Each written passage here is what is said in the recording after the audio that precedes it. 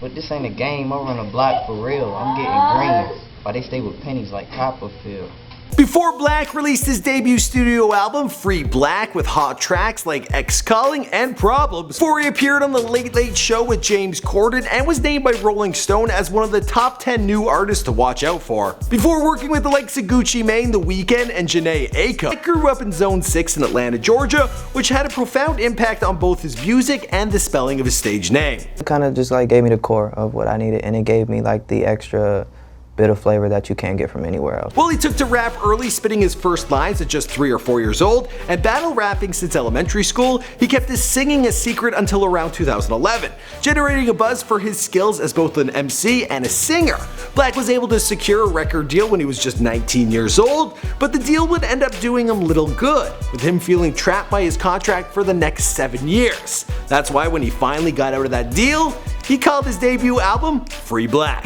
What's going on, guys? My name is Michael McCrudden, documenting the life and career of Black prior to fame, here for you on Before They're Famous. We've covered a ton of other rappers on this channel. Recently we've done legends like Heavy D and Outkast. We've also done Kendrick Lamar and NBA Youngboy. So be sure to browse around, hit subscribe, and let me know, as always, who's next in the comments down below.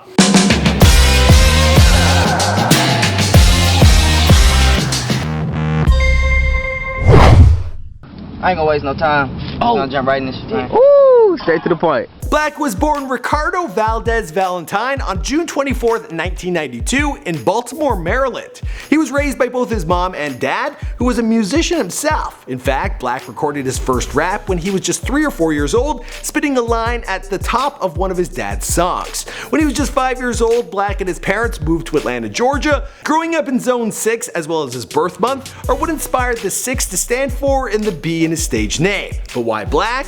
Well, that's just the nickname he's had since middle school, so it worked. And I've been Black to like people's parents, to grandmothers, to cousins. Like I've always been Black. And Black grew up listening to a lot of R&B. His mom was a big fan of Brandy and SWV and often played their music at home. Young Ricardo would sing alone in private, but was shy and never sang in front of an audience until much later in life. In fact, he was more interested in the quieter, more solitary arts like drawing before dedicating himself fully to music. And Atlanta's rap scene was a big part of what got him into it.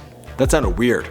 I think constantly, like, Atlanta's always had something going on that inspired me, so I was always just kind of like studying the scene and seeing, okay, like, I like this guy, but he didn't last that long. While he was not singing in public as a young kid, he wasn't so shy when it came to rapping. He got a good taste for battle rapping when he was in elementary school and continued with it through middle and into high school. Black has stated that the years of battle rap taught him his lessons that he would later apply to making music as a recording artist. Back in his rap battle days, he had also had a chance encounter with another rapper you might recognize. See if you can spot him. Caught so much ice that he felt like winter. Jewels on my neck like the Bird Gang member. Yeah, you guessed it. That's Young Thug before he was famous and wearing, well, questionable clothing. It's a language. There's nothing stupid or fruity going on. Black started to record songs around 2010 in various improvised home studios at friends' houses. After graduating high school, Ricardo began studying at Valdosta State University, but he wouldn't stay there long. At just 19 years old, he signed with an unnamed independent record label and decided to drop out. Following this, he started dropping tracks on SoundCloud and did so for the next 3 years. One time for the people just like me. 2 times for the rappers trying to bite me.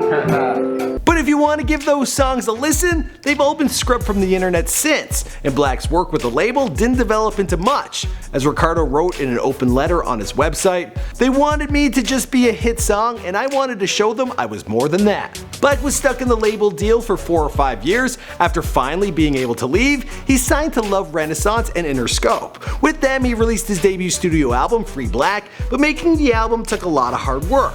Black claims to have recorded over 200 songs in his kitchen over the course of a year in order to make the album of just 11 tracks. But that was just the beginning. In August of 2016, he moved out to LA to finish off the album, and then adjusting to his new surroundings, well, Black claims it gave him a fresh perspective on the project, so he started again, basically from scratch. For the most part, like, everything was done from August to November, so I would just be in the studio every single day. The album was finally released on December 10th of 2016 and peaked at number 54 on the Billboard 200 chart. It hit number 5 in the hip hop category and featured singles like X Calling and Problems. Same year he released the non-album singles Bless Me and Loyal. Black also made an appearance on Malay's track Shaolin's theme Pray on the album For the Get Down. Then in 2017 he was featured on Over by Sid and 8701 by JID, and then got Janae Aiko to feature on his tracks First Fuck. Next for Black, well, only what he has since described as the biggest moment of his life. On February 21st, 2017, Black took to Instagram announcing the birth of his first child, 6 Rose Valentine. He posted this beautiful picture along with an equally beautiful message to his daughter. I was about to go on stage and all the way across the country when I got the call that your mom was going into labor early, and all I could do was cry until I heard you make your first sounds. A moment that I'll never get back and may never get over, but a moment I feel like I prepared myself for. God makes no mistakes. Just like that, my life revolves around a new person, and that person is an extension of me. The greatest feeling ever. For so long, I've seen the world in a way that was always beautiful, but still I felt like something was missing, and now I know what it was. My new light. You. Your mother is the strength of something from another world, and every day I thank God for the blessing of someone who basically went through this process on her own, most days, and made it look so easy while I was away trying to secure the future. For that, I'm forever grateful, and now we both get to experience and share unconditional, limitless, supernatural love. The world just gained another angel, and I'm lucky enough to be her father. Wow, that was sweet. It was long, but it was really sweet. As for the rest of the story, well, we'll have to wait and see because this is before they're famous. My name is Michael McCred. Thanks for checking out this video. I've got 2 more for you right down below. And be sure to let me know in the comments down below who you want me to document next.